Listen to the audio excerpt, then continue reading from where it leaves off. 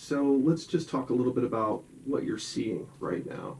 What is more commonly than not starting the process of parents worrying?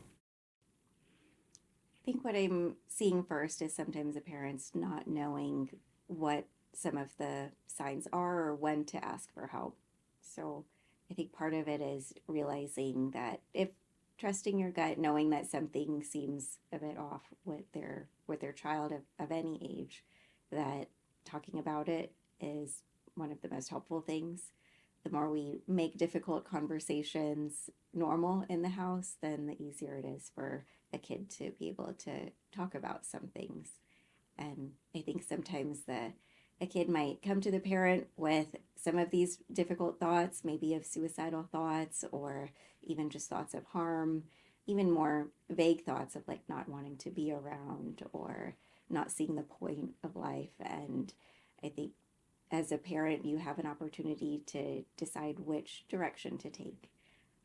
Sometimes parents can very normally be upset, be kind of overreact to things, and the kid might be seeing how do they respond when I bring up something really difficult, almost as a subconscious, they're not consciously doing it, but a subconscious test of like, can they handle what I'm about to tell them or what I'm already talking to them about. The idea that it's the suicidal thoughts or just the discussion about suicide is just more common amongst kids themselves, even middle school, definitely high school age, that it's just part of the conversation more. So I think they are exposed to it and the ideas of it more than, years ago. But I think as a parent, when to act or when to be concerned is when you're noticing um, things that are different with your kid. Like they're maybe isolating more than they usually are. Grades are going down. They seem to not be enjoying things as much.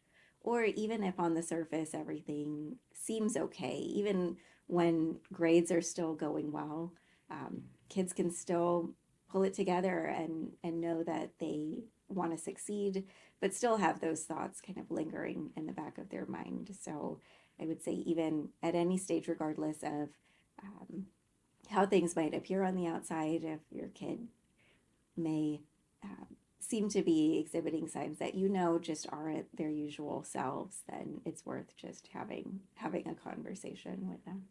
As a parent, making just any part of health maintenance a normal part of life. So like you go to the doctor to do your checkups every year, get your blood work done. And I think it should be more normal to go to a therapist or a mental health professional, a psychiatrist, just even if there aren't active problems going on, just to talk about things because we're all going through something. And I think we're all on a path to better ourselves in different ways. So it's a little different than talking to a friend or even talking to a parent when you get to go to a psychiatrist or a therapist to talk about some of these things. And I think just making it more normal to do so. Just like we brush our teeth every day or we exercise because we know it's good for our bodies and our brain. So, again, not feeling like you have to handle everything on your own, not feeling like you have to do everything you can to avoid therapy or avoid medicines because that's all part of just a normal maintenance. I think for some people to be able to just talk about things.